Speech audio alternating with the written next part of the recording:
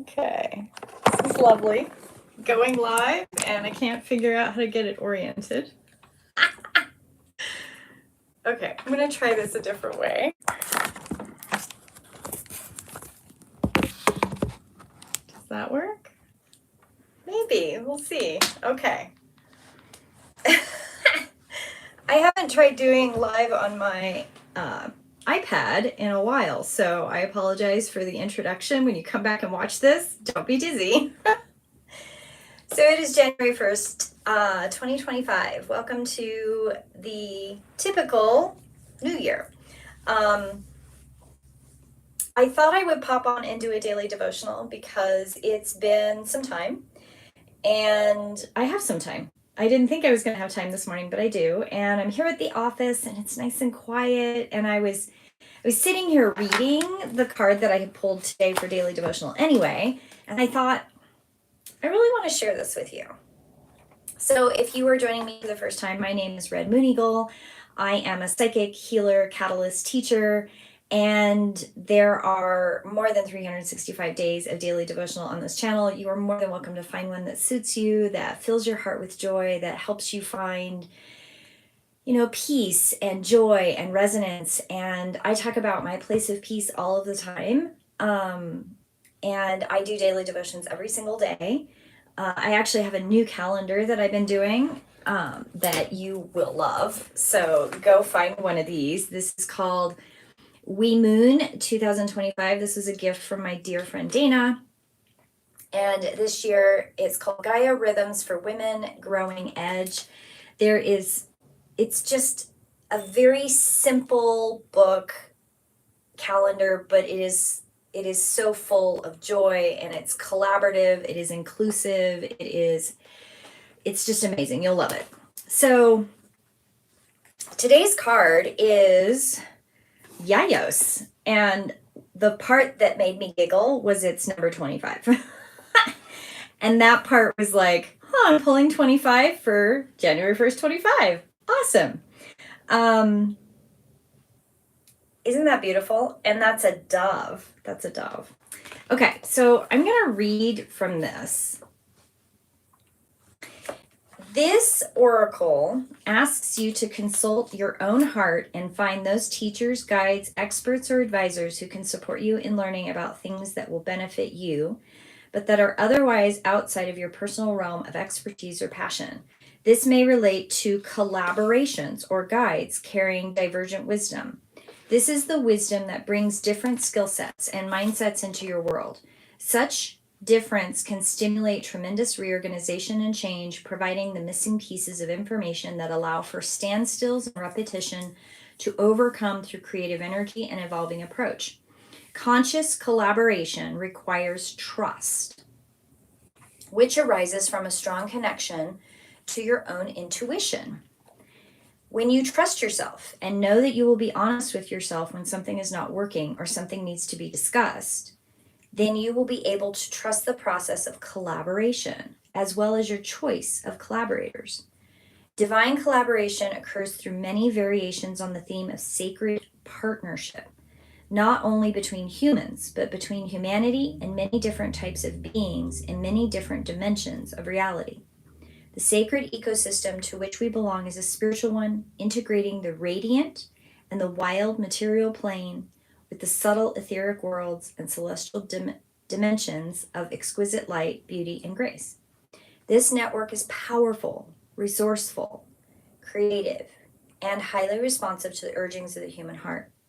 Your heart knows how to sense and interpret sacred exchanges between spiritual and your consciousness. The logical mind may analyze and create doubt, but it is entirely possible to recognize the presence of doubt without empowering it as the truth, allowing intuition to be honored as well. Exploring intuition, honoring intuition, acting if you need to.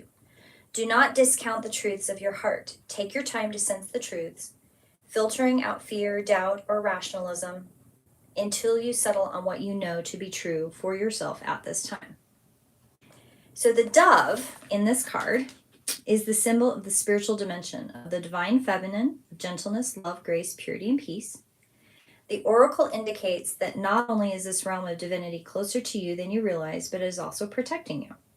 You simply need to turn your mind towards it, to put your mind in a pure place, in a place that provides you with a sense of relief and release, a release from trying to figure everything out, a release from ongoing exhausted struggles of your life and your world. So one of the things that comes up with this card was that co-creative piece, that collaborative, co-creative energy. And when you honor yourself and your abilities and your experiences, and you honor your connection to the world and to the universe, you can also bring into that space the ability to be co-creative and collaborative with others. It's really hard to be collaborative in a place of trust when you're busy fighting your own internal dialogue of doubt, self-recrimination, your own internal battle of negativity. All of these things are really hard to be with yourself with in a collaboration with someone else. Because then ego and jealousy and all these other things creep in, and then that collaborative effort falls apart. So I'm going to come back to this one, but the other card that I pulled was from the Activations Guidebook. And this one was number 30, which I thought was amazing because it's a 3. The frequency of integration supports our embrace of every aspect of ourselves, allowing what we perceive as positive and what we perceive as negative to harmonize in a balanced symphony of life.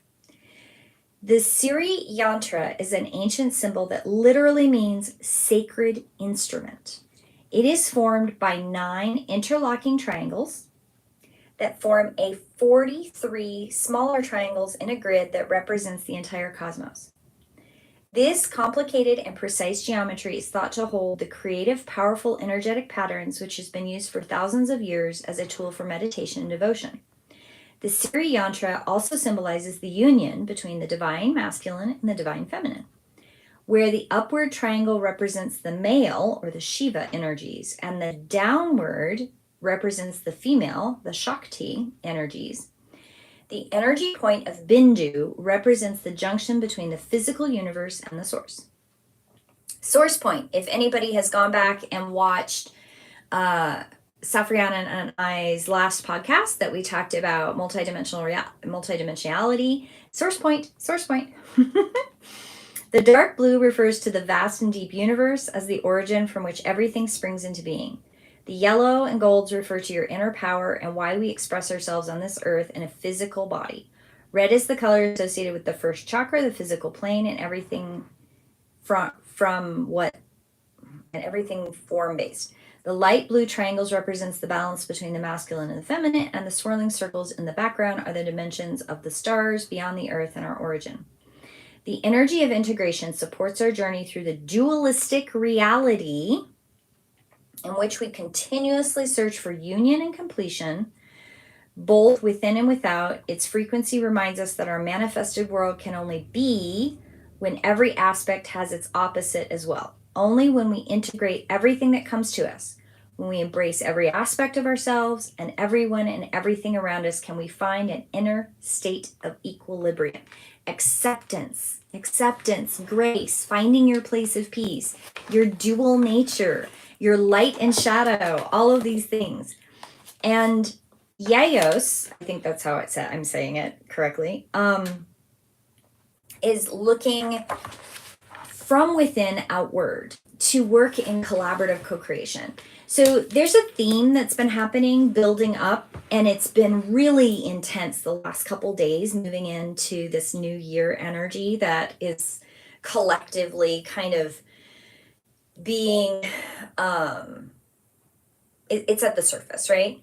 My new year is around Samhain, but most people's new year is this time of year. And one of the things that has been coming up over and over and over again is this co-creative collaborative energy and this co-creative collaborative awareness that, and I've been talking about it for a really long time. So to me, it's like old news, new news. I'm just so excited that more people are talking about it, which is this idea that you're not supposed to do it alone.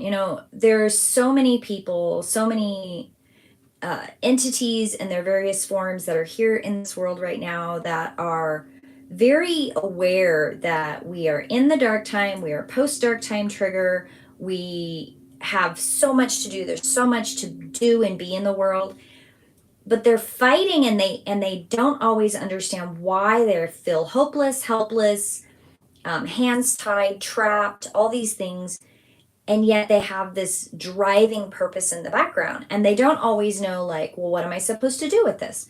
Well, you're not supposed to do anything all by yourself. None of us are. What we're supposed to be doing individually is working on the integration of the shadow light in our lives, finding balance, finding a way to tap in to our ancestral wisdoms, finding a way to tap into our ancestral traumas and heal them in our bodies and our minds and our day-to-day life. We're supposed to be going backwards and inwards and within ourselves in the world to heal those pieces, to then be able to reach out in collaborative union, co-creative union with the people around us to do all those big things. I have so many people all the time that come to me and they're like, what's my purpose? What am I supposed to be doing? Well, first you work on self. And sometimes that self work is with other, is collaboratively at the same time. It's happening at the same time that you're out in your job, or you're working with purpose, or you're reaching out in community. But one of the big things that our Western society has really truly lost sight of is that community collaboration, that community networking locally. There's a lot of stuff happening in the big political arena out in the world, which is fine. But have you reached out to nonpartisan groups in your area? Have you joined organizations locally that have meetings that you can go to once a month, twice a month? Be involved how you want to be involved. You don't have to give up your entire life to belong to some of these organizations. But your presence at an event, or your presence at manning a booth, or sending emails, or writing your local representatives, or going to a council meeting, or whatever the things are that you can and want to be involved with, there is an organization for. And you can do that at the same time that you're working your 9 to 5 job, or your 10 to 6 job, or whatever your job is, and raise kids and have a life and have a partner. And there is a way to manage that without overwhelm, because if you're managing that in a co-creative, collaborative way, you're not carrying the whole load. And that's the part that in our modern world has a tendency to be very much, that I've encountered in some nonprofit organizations that I belong to, where, oh, you're going to be the secretary of this organization, then nobody helps you with it. And it's not meant, and none of us are meant to carry the entire bucket all by ourselves. None of us are supposed to be the number one person in the entire group who has the passion and the drive and the energy to do all the things. That's not fair to anyone. And that's where this card comes into play. That co-creative, collaborative thing also means that who are the people that have stood up and stood into these positions, and are they reaching out? Are they asking for help? Are they willing to do collaborative, or are they the savior of everyone? The savior of everyone is going to burn out. They're dealing with a lot of trauma, and they aren't actually doing the healing work because they don't know how, and they're scared and they're afraid, and it's okay. There's no judgment in me recognizing that, or you recognizing that in someone else. But what we can do is reach out continuously, constantly, and saying, hey, I see that you're trying to carry everything all the time, everywhere, all at the same time. I'd like to help you. And when they say no, say, that's okay. But I would really like to have a responsibility. I'd like to be able to help with something. And if they give you something like, okay, fine, you want to help me, I'm going to give you this huge project to carry all by yourself and leave you out in the dry dust to do it by yourself, that's just as toxic. We can't do that to each other anymore. This is awful patterning that we have allowed to continue generation after generation in our world. And we've got to stop doing that. We've got to go, no, like I do want a project, but I don't have the spoons to carry the whole thing. And I'm sorry if that offends you. It's that you're expecting me to do the work of 3 people. I'm not doing that. And we do it in our jobs. We do it in our day-to-day jobs. I'm a neurodivergent person. I cannot tell you how many jobs I've had that I've been taken advantage of for that, because a 40-hour-a-week job that really only requires about 25 hours worth of work, and to fill the other 20 something hours, I took on more than I should have taken on. Instead of saying, my 40-hour-a-week job is only worth 20 hours, I do need a paycheck, but and learning how to navigate that. I have words for that, but I don't want to get sidetracked. So in daily devotional, one of the big messages that comes through with both of these cards is learning how to manage the duality and the recognition of the divine masculine, divine feminine within us, the integration of both aspects of who we are, and learn to be in healthy, co-creative collaborations in the world, in our lives, because we all have purpose. And so many people that I talk to all the time, they're like, I feel like I want to do my purpose. Absolutely, you do want to do your purpose, but you're not supposed to be doing it alone. You can have wonderful ideas, and I have wonderful ideas, but my ideas are not the beginning and end, and they may not be right. And I've had some amazing ideas that I thought, oh, this is the thing. It's not the thing. Or maybe it was a piece of the thing, or it was a piece of the thing that I should have just let go instead of feeling like I needed to be in the middle of it. And I may have killed it by accident. So I myself even have made massive mistakes because of my fear, or I wasn't integrating the way I was supposed to be integrating, or I let somebody else convince me that I was needed when I knew damn well I wasn't needed. All of those things, right? So each person works in their own time, and we need all and everyone to step into their own power and their own ability to recognize what they can and cannot do. Okay.